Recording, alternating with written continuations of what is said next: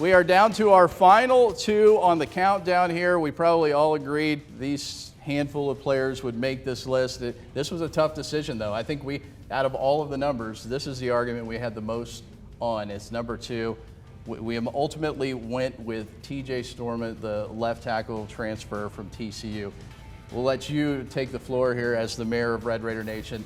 The guy across the way wasn't necessarily on board with this, but we swayed him.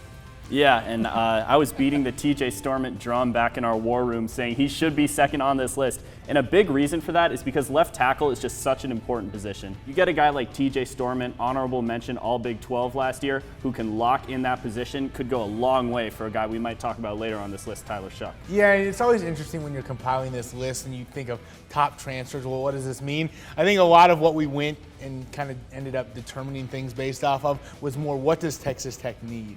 And Texas Tech needs someone who can block the blind side. You bring in a really mean vocal dude at left tackle who's pretty much played everywhere, here, there, and back.